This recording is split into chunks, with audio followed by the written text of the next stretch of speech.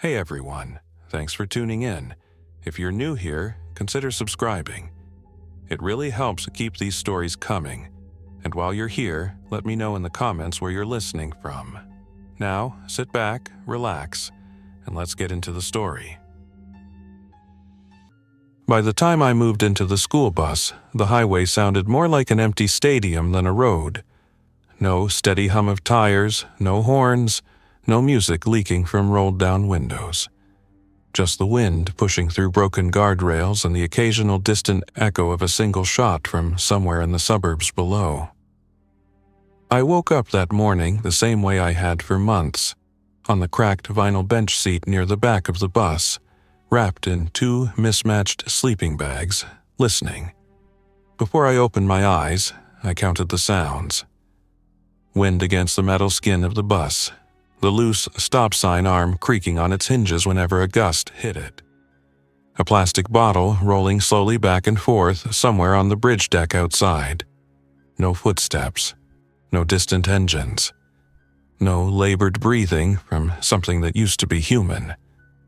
Safe enough to move. I pushed the sleeping bags back and sat up.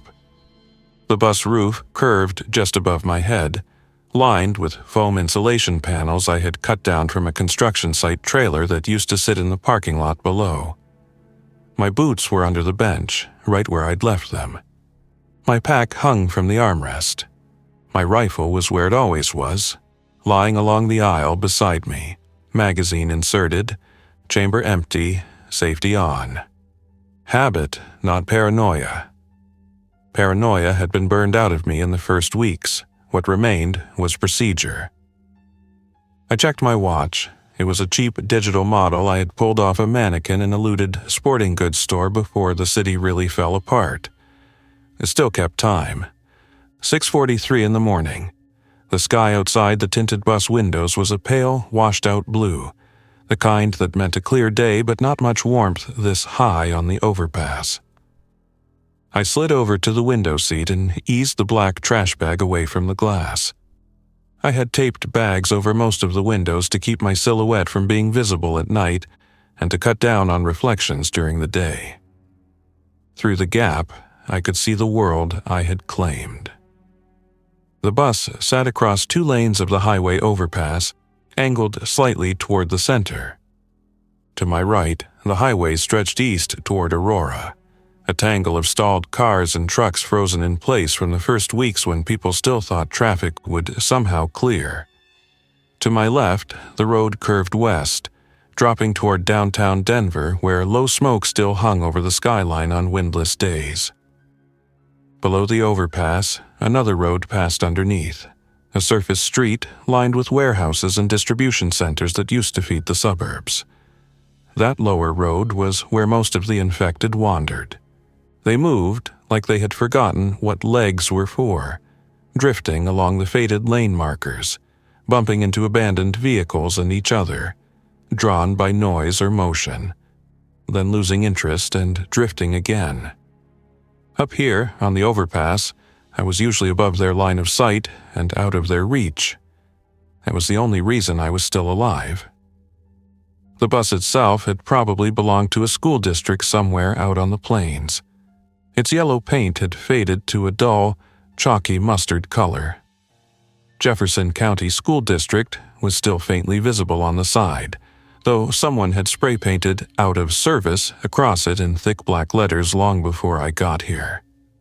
The front tires were flat and half off the rims, which I had come to appreciate. No one was going to drive it away with me inside. I dropped the trash bag back into place and stood up. The aisle of the bus was my living room, my kitchen, my workshop, and my lookout. Near the front, two seat frames had been cut out to make space for my water barrels. Two blue plastic drums strapped to the metal seat bases and connected to a length of PVC pipe that ran through a hole I had drilled in the roof above. A crude rain catchment system fed them when storms rolled over the city. Next to them, a 5-gallon cooler sat on a crate with a simple gravity filter built from ceramic elements and plastic buckets.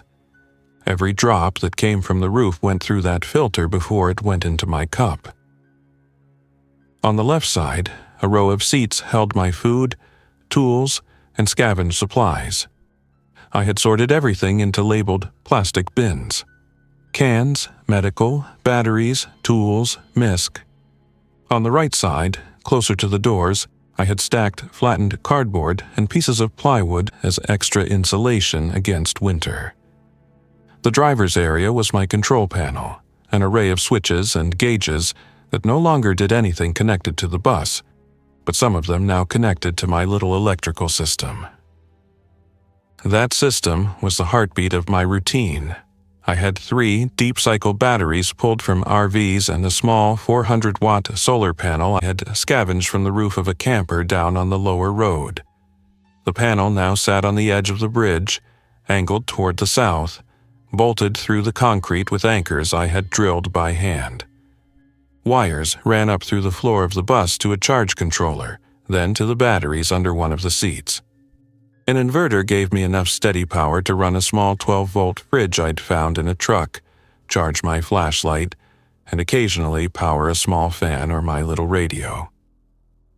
With the batteries and the water, the bus wasn't just shelter.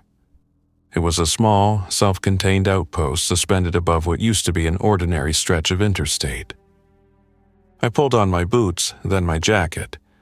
The mornings were still cold, especially when the wind cut across the open lanes. I reached for the small spiral notebook I kept wedged under the armrest and flipped it open to the latest page.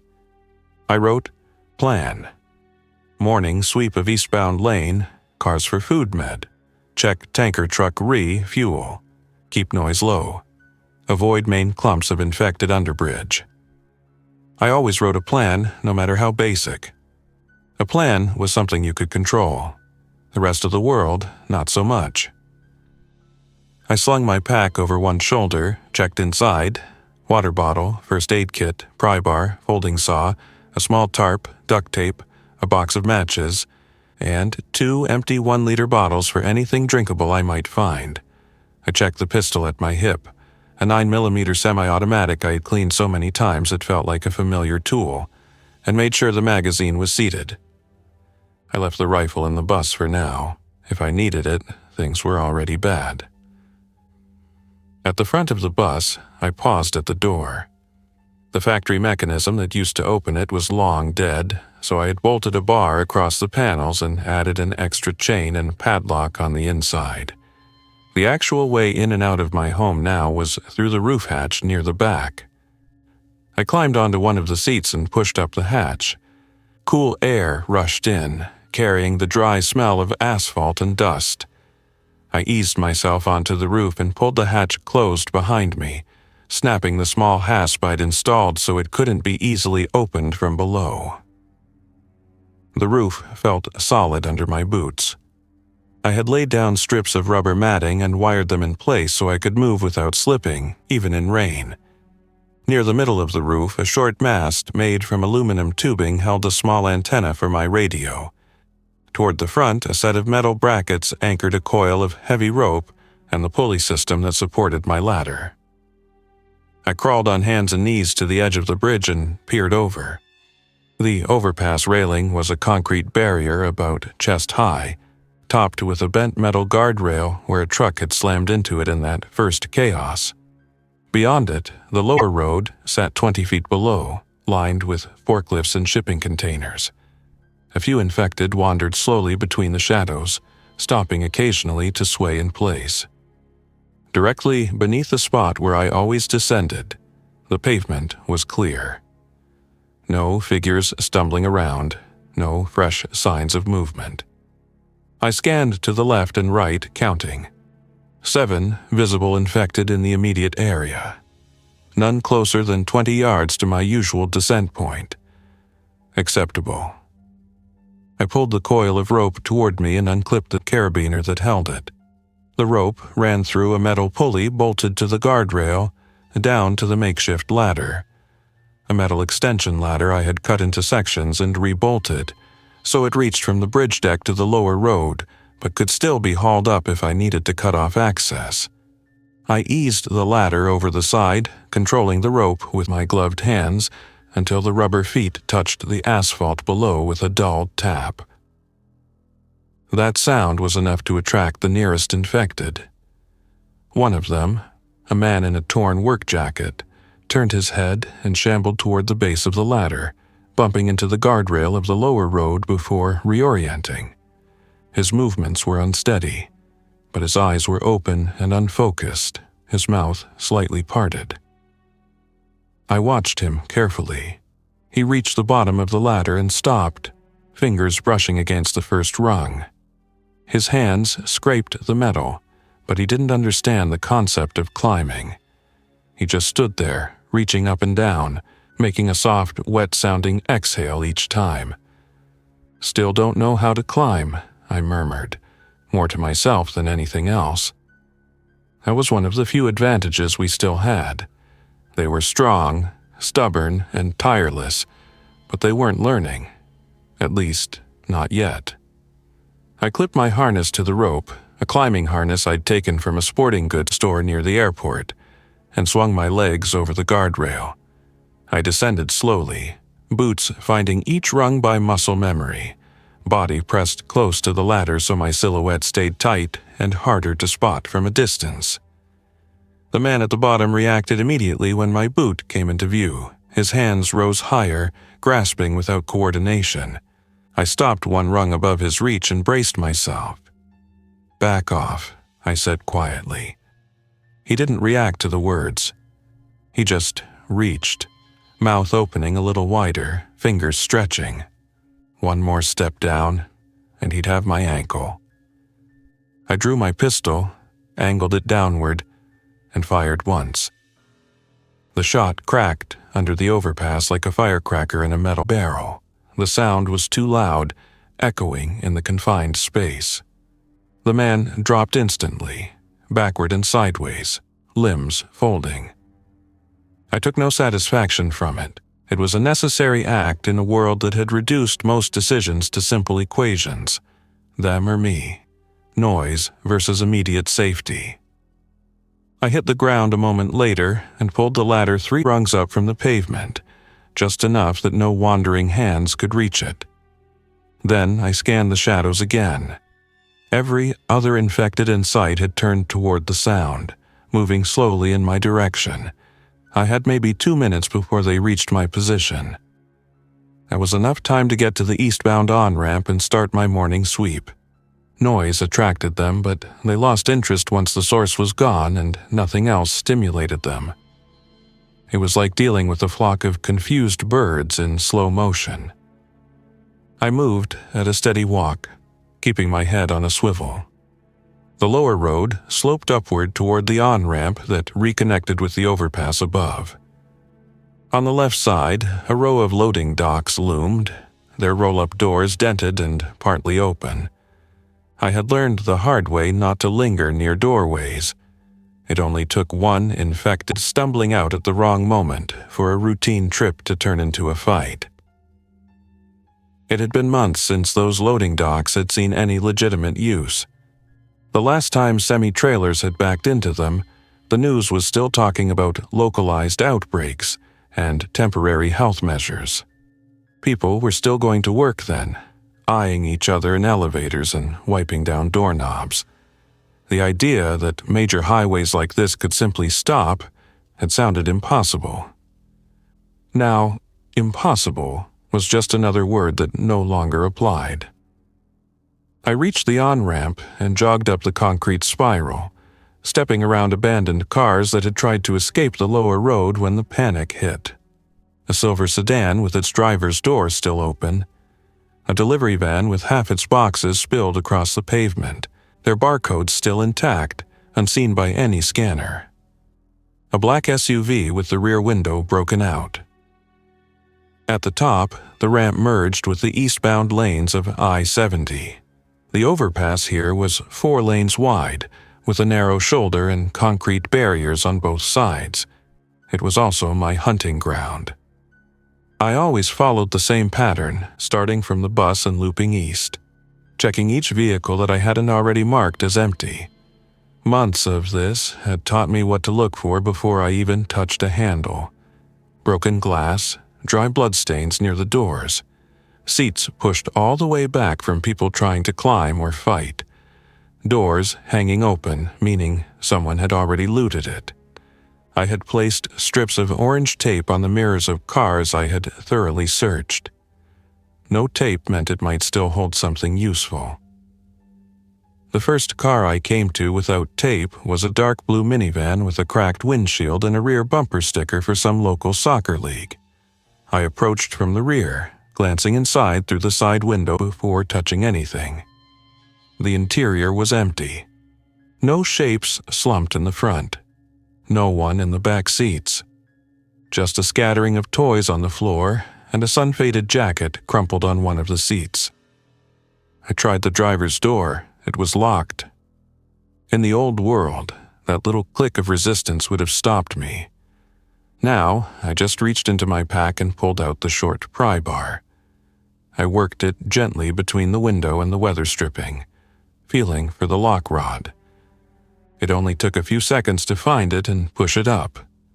The door opened with a soft, tired groan. Glove, compartment first. I popped it open and rifled through the contents.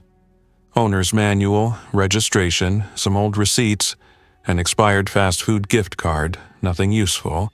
I checked the center console. Jackpot, 2 full bottles of water wedged under a tangle of phone charging cables, and a small bag of trail mix that was only half stale. I added them to my pack, then did a quick sweep of the back. The toys were useless, and the clothes were sized for someone much smaller than me, but a first aid kit tucked into the rear cargo pocket yielded bandages, antiseptic wipes, and a roll of tape. My own kit was nearly out of tape. I pocketed it gratefully. Before I closed the door, I reached up and pressed a strip of orange tape onto the side mirror. Marked and done. 2 cars later, I found something even better. An older model compact, its trunk unlocked, held a box of canned vegetables, a few cans of soup, and a camping stove still in its plastic packaging. Whoever had packed it had meant to go somewhere and never made it out of the traffic jam. By the time the sun was fully up and shadows had shortened, my pack was noticeably heavier.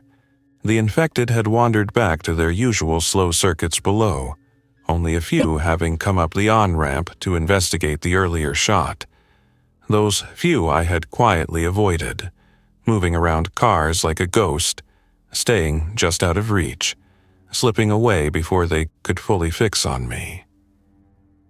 On my way back, I stopped by the real prize on this stretch of road, a fuel tanker truck that had jackknifed near the beginning of the outbreak. It had taken me weeks of cautious investigation to feel comfortable around it. The cab was empty, the windshield starred from an impact. The tanker itself still rested upright on its wheels, its white-painted surface streaked with dirt and dust, but otherwise intact.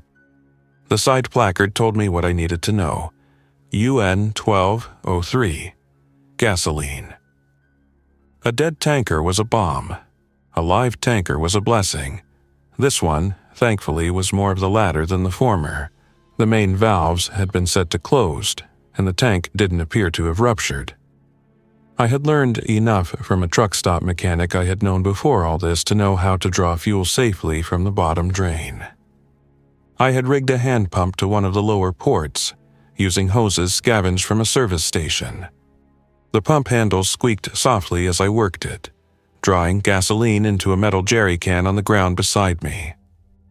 Every can was a few weeks of cooking, a few days of generator time if I ever needed it, and a last resort way to start a fire barrier if things got truly bad. I listened for the hollow change in the pump's resistance that would mean the tank was finally dry. It didn't come. The tanker still held enough to keep me supplied for months at the rate I used it. By mid-morning, I had 2 full cans. I hauled them back toward the bus one at a time, always scanning, always listening. The infected below rarely came up in large numbers, but it only took one under the right circumstances. Complacency was more dangerous than any single wandering figure. Back at the base of my ladder, I paused. 3 infected had drifted closer since I'd gone up to the highway earlier, drawn by the faint residual scent or sound. They stood within 20 yards, swaying slightly, heads turning as if trying to locate a sound only they could hear. I didn't want to fire again, not so soon after the first shot. Instead, I set the jerry can down quietly and picked up a broken piece of asphalt the size of my fist. I threw it as far as I could down the road. It landed with a clatter, bouncing off the metal guardrail and skittering along the pavement. All 3 heads turned immediately. 2 of them shuffled in the direction of the sound. The third lingered for a long moment, then followed. I counted to 30, then to 60, watching their backs recede. When they were far enough, I grabbed the rope and pulled the ladder down until it touched the ground again, then climbed, hauling the jerry can up on a separate line. By the time I hauled the last of the morning's loot through the hatch and sealed it, the sun was high enough to start warming the bus roof. I stowed the fuel cans under a seat, added the new cans of food to my inventory, and updated the notebook. Day 137. It was a good haul, the kind of morning that reassured me I could actually keep doing this for a long time. As long as I didn't get sick or hurt myself or make a mistake, the overpass and its dead traffic jam could feed one careful, methodical person for quite a while. I heated a small lunch on the camping stove, a can of soup mixed with rice, and ate it with a plastic spoon while sitting in the driver's seat, looking out through the gap in the trash bag at the road ahead. The bus smelled faintly of fuel, dust, and canned vegetables. It was a strange comfort. When I finished eating, I cleaned the spoon and my small pot with a splash of filtered water, dried them, and set them on the shelf I'd made from a seat back. Then I switched on the small portable radio and extended its antenna. Most days, the radio gave me nothing but static and the occasional burst of automated messages from stations that hadn't completely gone dark yet. A recorded evacuation notice, a looping public safety message advising people to stay indoors and wait for assistance that was never coming, an emergency broadcast tone followed by silence. That day, the FM band was mostly dead. I scanned slowly from one end to the other. Static. Static. A faint, distant music station that cut in and out. Static again. I switched to AM and tried there.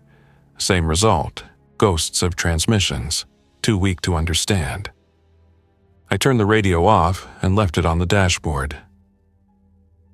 In the after, silence was its own kind of pressure. When you lived alone above an empty highway, silence became a mirror. You saw your own doubts in it. I got up and did what I always did when doubts started to creep in. I worked. The afternoon was for maintenance.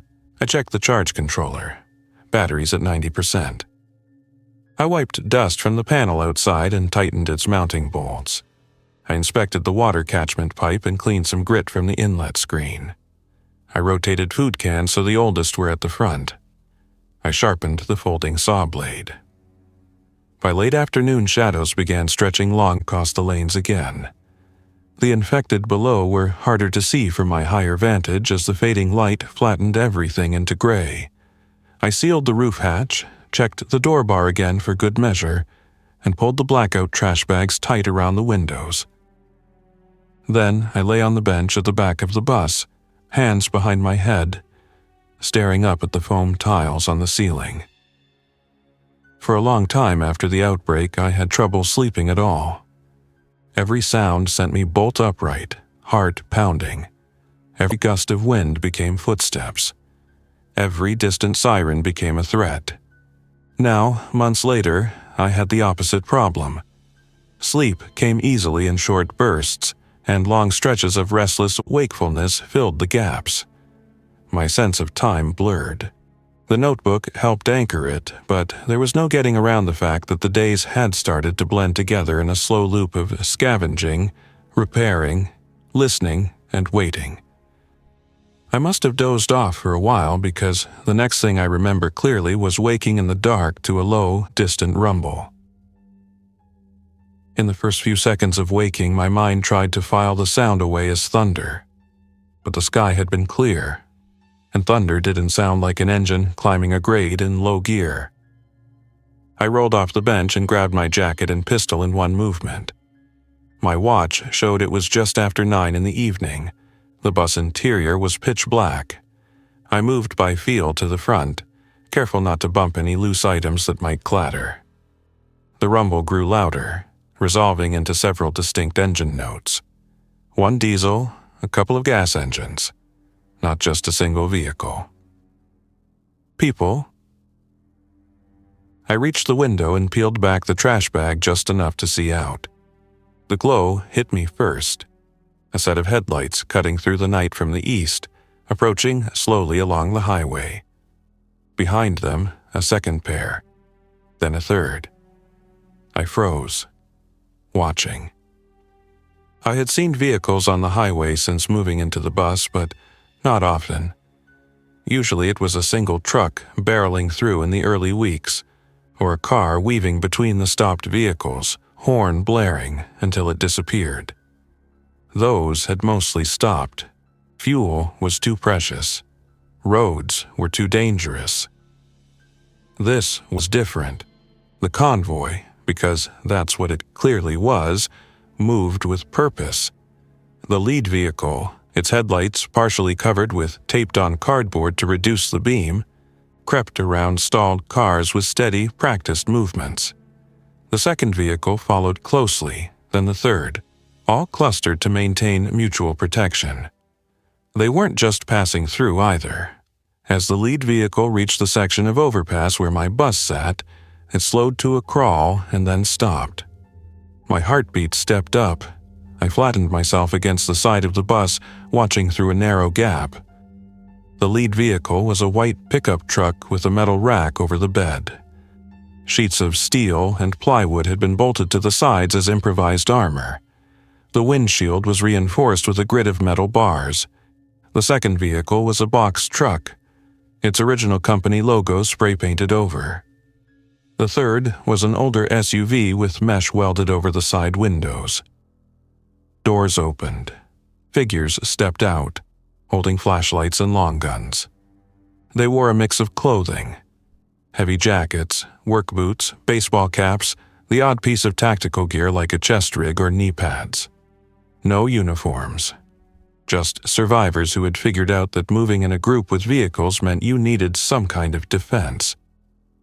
I counted quickly: 3 from the pickup, 2 from the SUV, 1 from the passenger side of the box truck, with another remaining in the driver's seat. 6, possibly 7 people. They moved with coordination. The ones on foot fanned out, sweeping their lights across the nearby stalled cars. One climbed onto the hood of a sedan and scanned the area with binoculars, while another knelt by the front of the pickup, rifle held ready. They hadn't seen me, yet. I ducked back from the window, heart pounding now for reasons that had nothing to do with infected. My mind shifted gears, running through the implications. People meant potential help, trade, information about what was happening beyond my little stretch of highway. People also meant risk, desperation, the simple math of more mouths to feed and a finite number of cans in the traffic jam. I had made it this long by staying out of sight as much as possible, letting the world flow past below my bridge while I quietly took what I needed from the dead vehicles around me. If they saw the bus as an asset, a defensible position with water and some unknown amount of supplies, they might want it. And there's no polite way to share a home like this with a group of strangers who didn't build it. I moved toward the rear of the bus, careful to avoid stepping on anything that might rattle. With each footfall, the engine noises and voices outside became clearer. "This overpass is as good as any. We're stopping for the night," a male voice said, projecting authority without shouting. We've been rolling since before dawn. The kids are fried." Kids, that word hit me like a brick. That meant non-combatants. Whoever they weren't a pure raider crew. "We're out in the open here," another voice argued. This one, female, sharper. "What about under the bridge? At least we'd be out of sight." "The underpass is where all the infected drift to," the first voice replied. "They like the shade. Up here, we can see them coming. Besides, we're not camping out in the middle of the lanes. We've got a nice piece of cover right in front of us." I knew, even before he said the next words, what piece of cover he meant.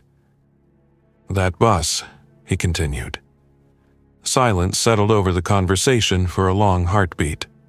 I could imagine them all turning to look at the faded yellow bus angled across the lane. "Looks abandoned," another man said cautiously. "Windows are covered. Tires are dead." "It's been here since before the barricades," someone else added.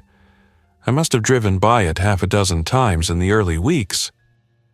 "Which means, if anyone's inside, they're patient and careful," the woman said. "Or they're dead." The male leader spoke again. "We're burning fuel sitting here arguing. Marcos, take Jenna and Luis and clear the area within 100 yards. Keep your lights low. If you see infected, don't engage unless they're coming right at you. Kyle, you and I are going to check out the bus. If anyone's inside, we talk first." I swallowed hard and eased backward until my shoulders touched the rear emergency door. My finger hovered over the pistol's safety, then moved away. Shooting my way out of a situation with 6 or 7 armed people was not a plan. It was suicide. If they tried to force their way in, I could threaten, maybe fire a warning shot. But the truth was simple. If they wanted me gone badly enough, they could wait me out. Fuel or not, they had numbers. I had height and home field advantage, but height only granted so much when your entire world was a 35-foot metal tube with no back door that led anywhere useful. I took a deep breath, forcing myself to slow down. I had options. I didn't have to reveal everything at once. And above all, I needed information. I moved to the roof hatch and knelt beneath it, listening. Outside, footsteps approached. I heard them as faint thumps through the thin roof panels. "See?" one voice said quietly. Dust on the steps. No fresh shoe marks. No sign anyone's been in or out recently. "Doesn't mean no one's inside," the leader replied. He had that tone again, the one that implied he'd been in charge of something before all this. A foreman, maybe, or a sergeant. A bus like this would make a good nest. High up, only 1 or 2 ways in. Metal clinked as someone tried the main door. The bar I had installed held firm. Locked from the inside, Kyle noted. "That answers that question," the leader said. His voice rose a little. "Hey, in the bus, we can see your ladder rig on the bridge rail. We know you've been coming and going. We don't want trouble. We're just looking for a place to park up for the night. You don't bother us, we don't bother you." He was standing right beside the bus, but he might as well have been on the other side of the country. Sound carried strangely on the overpass. His words seeped through the metal frame and panels, muted but clear enough to understand. I stayed silent. "You hear that?" Kyle muttered. "Nothing." "They heard," the leader said. "They just don't trust us yet." Smart, I thought grimly. I considered staying quiet, letting them assume the bus was empty except for old rigged systems. Maybe they'd use the bus as cover and sleep in their vehicles, then move on in the morning. But the mention of the ladder earlier made something clear. They had already seen the one thing that proved recent human activity. If they were careful enough to notice that, they'd be careful enough to search for other clues. They'd find the holes I'd drilled for the pipe and wires. They'd see the solar panel on the rail and follow the cables. They might conclude that whoever lived up here was hiding for a reason. I needed to control the first impression. My throat felt dry. I cleared it quietly, then decided that was a stupid thing to worry about and raised my voice. "How many of you are out there?" I called. The bus seemed to inhale the words and bounce them around the interior before letting them escape through whatever gaps the trash bags left. For a few seconds, there was only the faint whistle of wind. Then the leader answered. "Enough to keep each other alive, but not enough to cause you problems if you keep things friendly," he said. "We've got kids and older folks with us. We're not a raiding party." "Everyone says that," I replied. A short laugh escaped from someone outside. It wasn't an amused laugh, more like a dry cough in the shape of a chuckle. "Yeah, fair enough," the leader said. "I'm Nate. We came up from the east side, Commerce City, mostly. We were at the refinery camp there until it went bad. We're headed toward the foothills now. You got a name?" I hadn't said my name out loud to anyone in weeks. It felt strange forming it again. "Ryan," I said. "This bus is my place. I don't want company." "We're not trying to move in," Nate replied. "We just need a safe spot to rack out. Down under the bridge is crawling with infected. We can see them from here. Up here, your bus makes a good windbreak and cover from the road. We'll stay in our vehicles." I hesitated.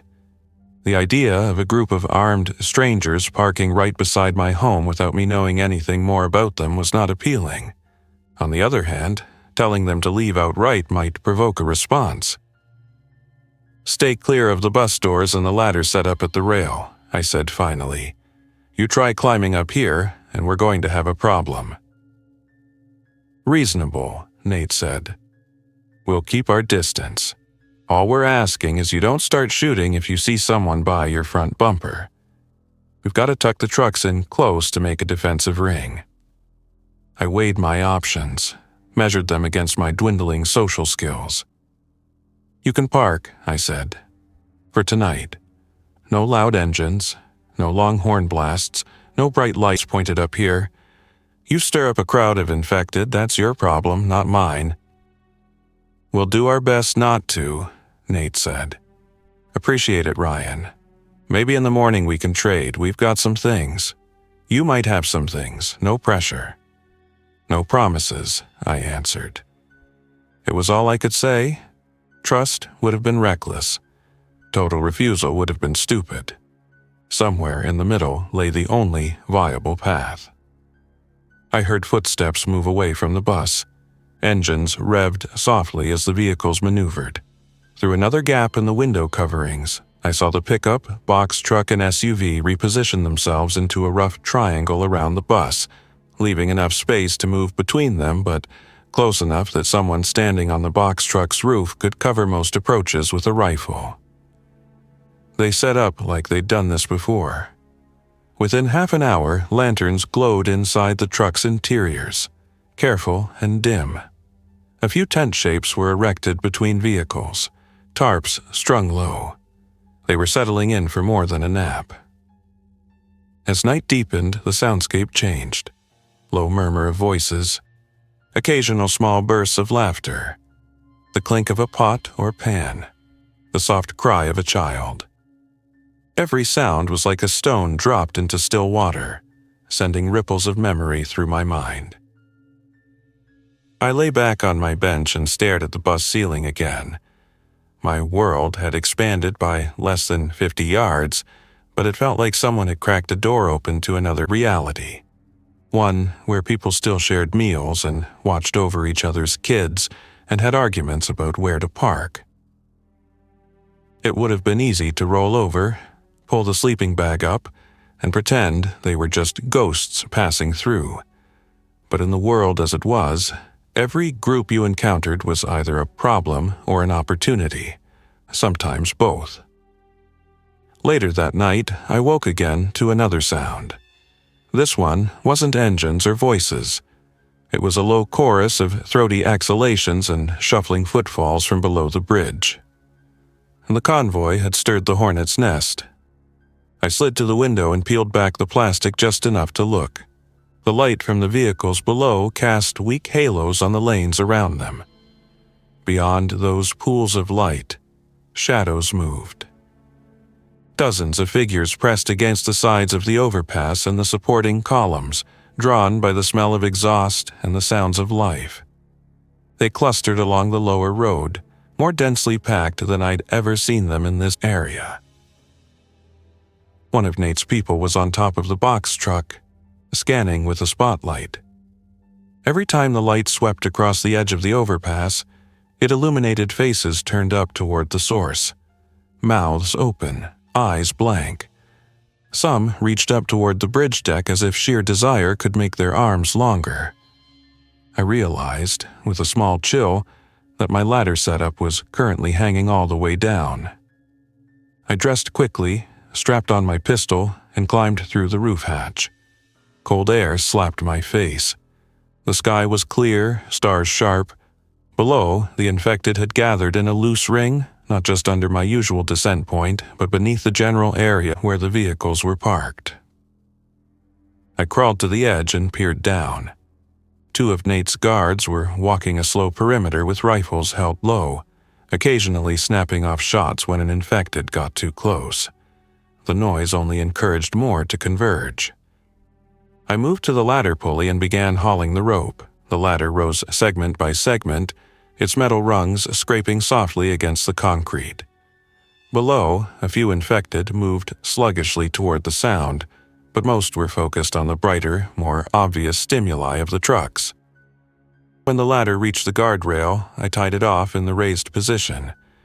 No one was coming up to my bus tonight except by climbing the side of the bridge itself, and if they managed that, they'd earned a conversation. From my higher vantage, I watched the convoy deal with the unintended crowd. They didn't panic.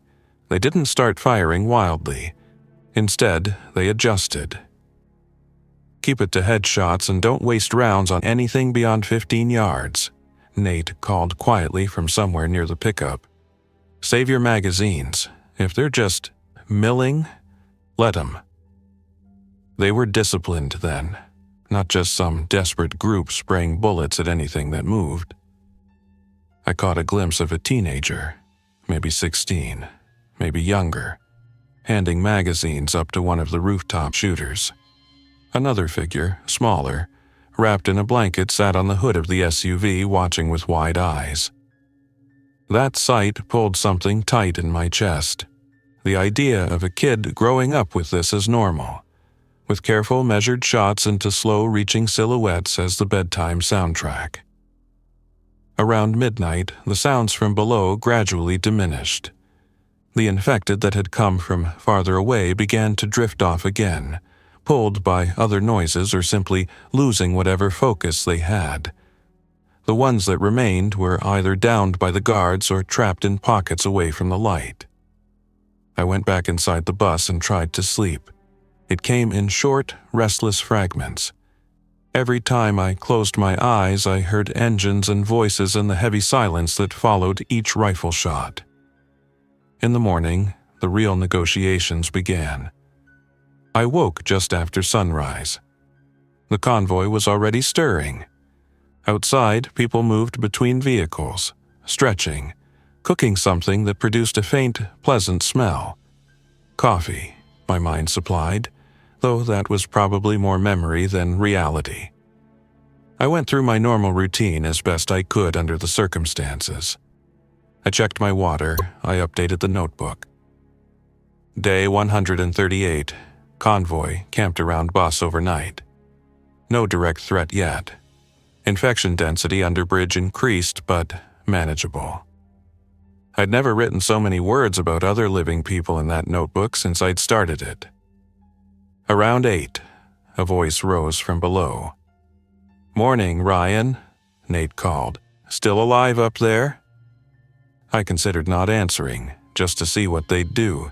Then I decided that was exactly the kind of petty control play I hated seeing in others. "I am," I replied. We're making some breakfast, Nate said. Oatmeal, mostly. Got a stash of it. We can send some up on a line if you'd like, in exchange for a quick chat, no tricks. I pictured a bowl of hot oatmeal. The last time I'd eaten anything warm that wasn't from a can, I'd been in a looted diner, heating water on a jury-rigged stove. What do you want to chat about? I asked. Routes, he answered, what you've seen, what the city looks like from up there. Maybe what you know about the westbound lanes past this interchange. We're thinking about pushing through later today, and you've got a better vantage point than we do. Information for food, that was a trade I could live with. Fine, I said. Send it up on a rope, stay off the ladder area. Understood. A few minutes later, I heard something clinking against the guardrail. I climbed through the roof hatch and saw a rope dangling from the edge, tied to a metal carabiner. Hanging from it was a small plastic container with a lid. Steam escaped from a vent hole. They'd thrown the rope from the lower part of the bridge, aiming for the top. It was a basic, practical solution. I pulled it up, unhooked the container, and set it down beside me before calling out. Got it. Good, Nate said. I'm going to come stand under the edge here so we can talk without shouting. I'll stay where you can see me, hands visible. I moved carefully to the edge and peered over. Nate stood about 10 feet back from the barrier, wearing a faded flannel shirt under a tactical vest, jeans, and sturdy boots. He had a trimmed beard and the kind of weathered face that suggested mid-40s and a lot of time outdoors. His rifle hung from a sling across his chest, his hands held out to the sides, empty. Behind him, I saw more of the group clearly for the first time. A woman in her 30s, with her hair tied back, a teenager with a baseball cap carrying a jerry can, an older man with gray hair checking one of the truck's tires. Near the SUV, 2 younger kids sat side by side on a blanket, sharing something from a pot. These weren't raiders. They were a mobile family, a small community on wheels. How's the view from up there? Nate asked. Better than yours, I replied. I can see the interchange both ways.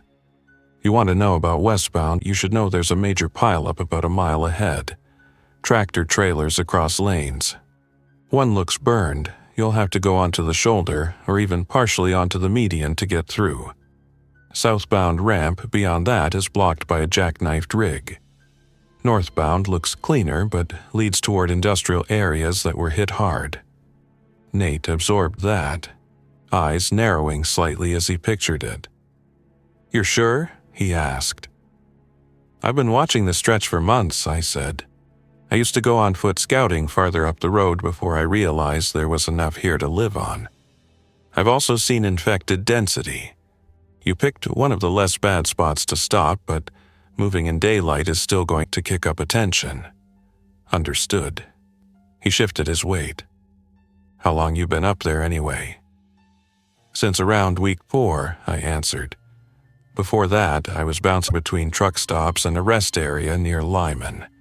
Things got worse. I headed closer in and found this bus stuck up here. Decided high ground and steel walls beat a ditch. Can't argue with that, Nate said. We were at the Suncor refinery camp until about 2 weeks ago. You probably heard some of the explosions in the distance. I had.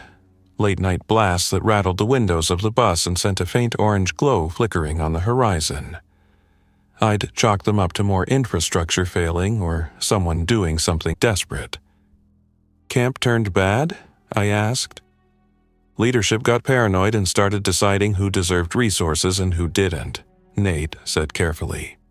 Lots of arguing, a few incidents. Then someone sabotaged one of the storage tanks and that was that. We took vehicles and whoever could fit headed west. Heard rumors of a National Guard safe zone near Golden. Don't know if it's still running. You seen any helicopters, military convoys, anything like that from up there? Helicopters early on, I said. Transports heading south, some circling downtown. Nothing in weeks. No heavy military traffic on the interstate that I've seen lately. If there's a safe zone, it's either small, hidden, or far from here. Nate nodded slowly. His expression was guarded but not hostile. "You ever think about coming down?" he asked. "Joining up with a group?" "All the time," I said. "Then I watch a group like yours draw in a small crowd of infected in one night, and I remember why I like being the only heartbeat up here." He gave a quick, genuine smile at that. "Fair enough," he said. "I won't pretend we're not a bigger target, but there's trade-offs to everything. Safety in numbers versus safety in being invisible." He tilted his head. "Speaking of trade-offs, we got some things we can spare. We picked up extra medical supplies from a clinic on the way out here. Some antibiotics, bandages, got a couple of water filters, extra scarves, gloves. What we're light on is good intel and high ground. If we wanted to swing back through here again sometime, would you be willing to spot for us? Maybe give us a reading on infected movement and road conditions. In exchange, we can keep you on our route for supplies." He was offering something bigger than oatmeal. He was offering a relationship, a network node, a way to anchor my little high-perch existence to the moving lines of human survival. "I don't make long-term promises," I said, "but I'm not against trade. You have something specific in mind now?" He nodded to someone behind him, then stepped back. A moment later, the rope fluttered against the guardrail again. Another container rose into view, along with a small sealed plastic bag containing what looked like blister packs of antibiotics and sterile gauze. "In exchange," he said, "you tell Jenna everything you've seen from up there about the area within 10 miles. Any no-go zones, any signs of organized groups, and any signs of large infected concentrations. She's our navigator. She keeps the wheels turning in the right direction." "Send up a map," I said. "I'll mark what I know." Within minutes, a folded paper road map rose on the rope. It was an old Colorado road map, the kind you used to find in gas stations. I brought it inside, spread it on a seat, and began marking. I circled areas where I'd seen heavy smoke regularly. I put X marks where I'd heard repeated gunfire over multiple days. I drew a rough line where I remembered seeing a column of vehicles moving weeks earlier, speculating that some group had used that route eastbound. By the time I sent the map back down, smudged with pencil marks and notes, the dynamic between us had shifted from wary strangers to something else. Not quite allies, not quite friends, but something leaning in that direction. The days that followed settled into a new pattern. The convoy stayed for 2 nights, working on their vehicles, resting, cleaning weapons, reorganizing supplies. They kept their distance from the bus physically, but the rope line became a regular link. We traded small items. Canned meals I could spare for fresh bandages, spare batteries for a new set of socks, information for a shortwave radio frequency they used to listen for other groups.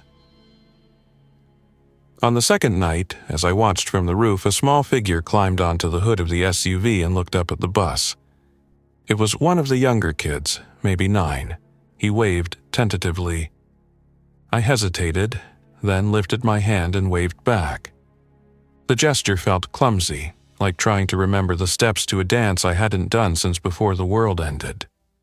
The kid smiled, then was called back inside by the woman with the tied-back hair. Jenna, I had learned. When the convoy finally rolled out on the 3rd morning, engines humming low, they honked twice in a short, almost cheerful pattern. I watched them snake westward around the jam of cars, Nate standing in the back of the pickup for a while, scanning ahead with binoculars before ducking down. Then they were gone, rolling over the slight rise and disappearing from my view. I stood on the bus roof for a long time afterward, staring at the empty stretch where they had been. The highway looked even more deserted than usual. The infected below had dispersed again, drawn gradually back into their mindless wandering. The normal sounds of wind and distant gunfire resumed their positions in the background. Life returned to its previous pattern. Morning, scavenging, afternoon maintenance, restless nights. But the encounter had done something to me I hadn't expected. It had reminded me that I was not the only variable left.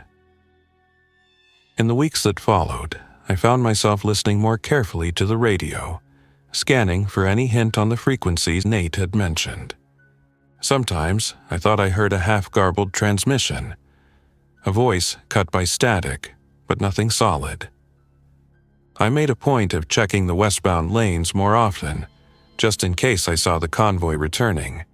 I even cleared a couple of extra spots on the bus roof, imagining that someday I might mount a more permanent observation post, something worthy of being called an overwatch.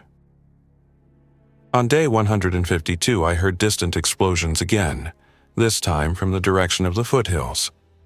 On day 159, a single helicopter passed high overhead, heading south, its rotors beating a slow rhythm. On day 163, I saw smoke rising from a cluster of houses near the river. Time marched, and with it, the small world of my overpass adjusted. The second time I saw the convoy, things were different. It was late afternoon on day 171. I was cleaning the solar panel, wiping a thin film of dust from its surface with a rag, when I caught movement on the eastern stretch of highway. At first, I thought it was just a trick of light. Then I saw it clearly, a familiar white pickup, followed by the box truck and the SUV, limping along at a slower speed than before. I grabbed the binoculars I kept in a plastic crate on the roof and focused on the vehicles. The pickup's front left fender was crumpled. The box truck had fresh scrape marks along one side. The SUV's rear window mesh was bent inward. Something had happened to them. I watched as they approached. The pickup's engine sounded strained, making a knocking noise that I didn't like. Halfway to the overpass, it sputtered and nearly stalled, then jerked forward again. They pulled up under the bridge the same way as before, forming a defensive triangle. But this time, the people who stepped out moved slower. One of them, the teenager with the baseball cap, had his arm in a sling. The older man limped noticeably. I counted fewer adults.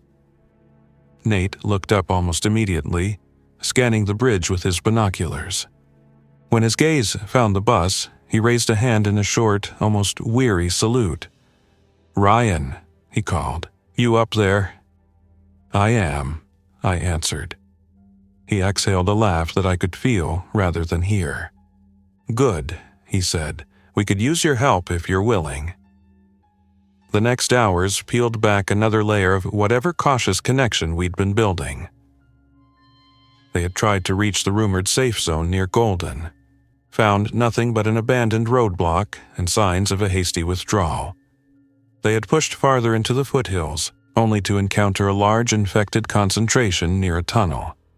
In the chaos of trying to back out with limited room, they'd scraped the truck and smashed the pickup into a rock face. They'd fought their way clear, but at a cost. 2 of their group gone, 1 bitten and left behind, another lost in the confusion. Now they were low on fuel. 1 vehicle was on its last legs, and their morale was clearly frayed. "I've got fuel from the tanker," I said, after hearing the outline. "Enough to top you off and get you as far as you need, within reason. I'm not a charity, but I'm not looking to watch kids walk down the highway on foot either." Nate nodded, shoulders sagging slightly in relief. "We can trade," he said. We hit a supply warehouse near the foothills, got a stash of winter gear, blankets, gloves, some canned goods, and we found a box of water purification tablets. We'll give you a share of that and whatever else we can spare in exchange for fuel and another look at your map with updated notes from up high. It was a good deal, but it was also a risk. The more fuel they had, the farther they could roam. The more connected they became to my spot, the more likely someone else would hear about the man living alone in a school bus on an overpass with a tanker full of gas beneath him. I made a decision. "We can trade," I said. "On one condition." Nate's eyes narrowed slightly. "Which is?" "This overpass, this bus, the tanker. This is not public knowledge," I said. "You don't talk about it on the radio. You don't tell every passerby about the guy with fuel on I-70. You treat this like a private arrangement. If I start seeing strangers rolling up here knowing exactly what they're looking for, our deal is done." "Understood," Nate said. "We're not in the habit of handing out our best finds to strangers either. You have my word." People's words were worth a lot less than they used to be, but sometimes that's all you got. I chose to accept it. Over the next day, we set up a more deliberate trade system. They ran hoses from the tanker to their trucks under my instructions, careful to ground everything and avoid sparks. I watched from above, nerves tight until the first can filled without incident. In return, they sent up crates of supplies with the rope and pulley, blankets that still smelled faintly of detergent, a stack of canned beans, a half case of protein bars, a handheld shortwave radio with a fresh battery pack. The water purification tablets were a particular prize. They meant I could stretch my filter longer and worry less about contamination if my rain system failed. For the first time since moving into the bus, my little outpost didn't just feel like a hiding place. It felt like something else. A node in a network, a waypoint. On the second night of their return stay, as the sun dyed orange over the distant mountains, and the infected murmured below, Nate climbed halfway up the side of the bridge.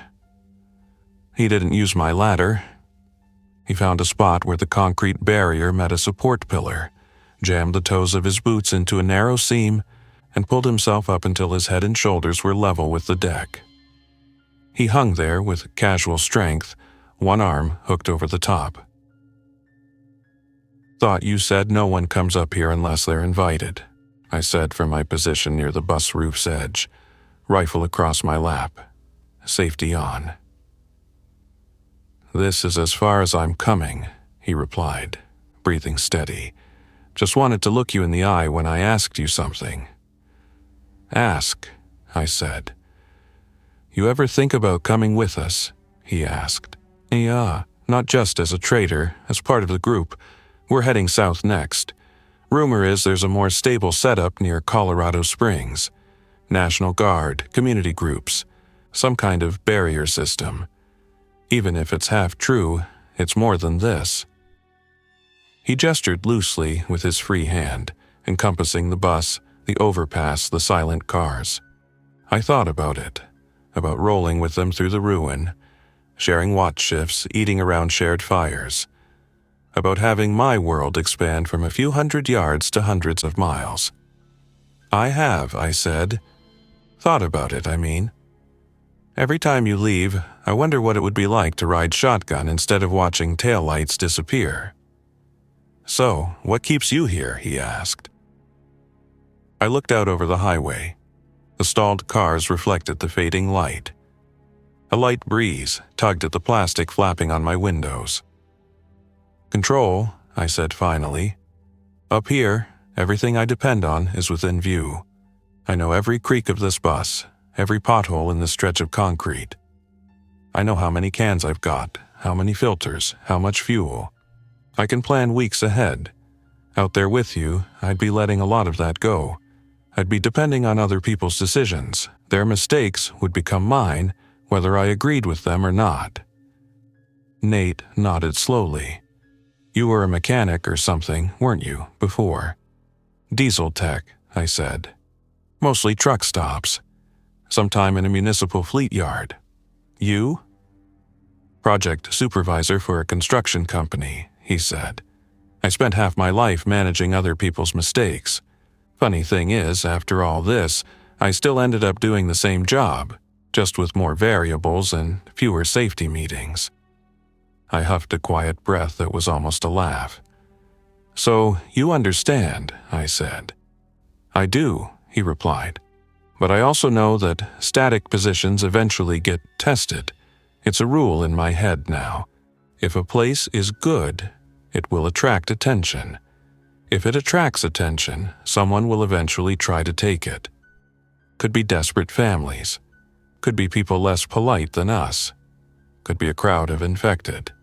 But sooner or later something will come along that your procedures and your high ground can't handle." "I know," I said quietly. "So, I'll make you an offer. One last time," Nate said. "We leave in 2 days. If you want a seat, we'll make room. You bring what you can carry. We don't touch what you leave. Your bus, your tanker, your little kingdom stay right where they are. Maybe some other drifter finds them someday, maybe no one does. But you'll be with people when the next big test hits instead of waiting for it alone." He dropped back down before I could respond, landing lightly and walking away without looking up again. I lay awake a long time that night. The bus creaked and settled around me. Outside, the infected muttered in their sleepwalks. The sky was clear enough that through a crack in the trash bag I could see a few stars. My mind ran through lists, pros and cons, risks and rewards, moments from the past months, frozen mornings boiling water on a tiny stove, evenings listening to the radio for voices that never came, the quiet satisfaction of installing a new piece of scavenged gear and knowing I had improved my odds by a fraction of a %. I also replayed the sounds from the last 2 days, the soft chatter of kids, the way Jenna had rolled her eyes when one of the teenagers forgot to close a fuel can properly, the way the older man had told a story about working at the rail yard, his hands sketching invisible pictures in the air. In the end, the decision came down to something simple. It wasn't about safety or logistics. It was about trajectory. The bus had given me months of life I wouldn't have had otherwise. It had been my shield and my shelter, my vantage point and my workshop. I loved it in the way you could love an inanimate object that had never betrayed you. But it was also a dead end. A comfortable, carefully managed dead end. On the morning of day 173, I woke before dawn, heart strangely calm. I lit my small LED lantern and pulled my pack down from its hook. For the first time since I'd hung it there, I started packing it not for a day trip, but for leaving. I moved slowly and deliberately, touching each item as if saying goodbye. The stove, the extra jackets, the leftover cans, the carefully organized bins.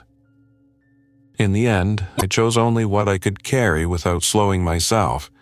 Food for a week, water for 2 days, my pistol and rifle and ammunition, my radio, a compact version of my toolkit, my notebook, a spare filter element, and one blanket I had slept under since the early weeks. I walked the length of the bus one last time, running my hand along the tops of the seat backs. I checked the water system and turned the valve to off. I wrote one final line in the notebook and tore out that page to take with me. Day 173. Leaving bus with convoy. Overpass has served its purpose. If found by others, treat with respect. It kept one person alive for months. Then, I wrote another note on a separate piece of paper and taped it to the inside of the bus door, where anyone forcing their way in would eventually see it. No ambush, no trap, just an empty shelter above a broken road. Take what you need, leave what you can. A small, probably useless gesture, but it felt right. When I emerged through the roof hatch with my pack on and rifle slung, the sky was just beginning to lighten. The convoy below was already preparing to move.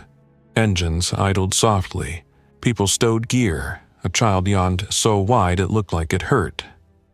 Nate looked up, surprised, when he saw me. "Change of heart?" he called.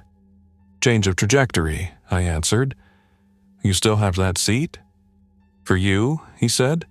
Yeah, we'll make it work. I hesitated only once more, at the edge of the bridge. The ladder still hung raised. I lowered it slowly, each rung scraping against the concrete like a question. At the bottom, I paused and looked back up. The bus sat silhouetted against the brightening sky, a yellow rectangle on concrete legs, windows dark, doors sealed. From this angle, it looked almost like it had on the day I found it. Empty. Waiting. "Thank you," I said quietly, knowing the bus couldn't hear me but saying it anyway. Then I turned and walked toward the trucks. Nate met me halfway, extending his hand. His grip was firm, steady.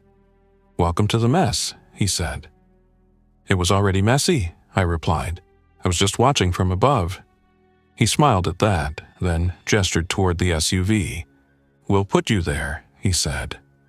"Jenna can use a second set of eyes on the maps, and if the pickup's engine finally gives out, I might need your diesel brain to work miracles." "I'll see what I can do," I said. As we loaded my pack and I climbed into the seat beside a window, I realized something that surprised me. For months, the idea of leaving the bus had terrified me. Now, with my back against a seat and the smell of other people's lives around me, fuel, sweat, cooked food, detergent, and worn clothes, I felt something else. Not safety, not exactly, but movement.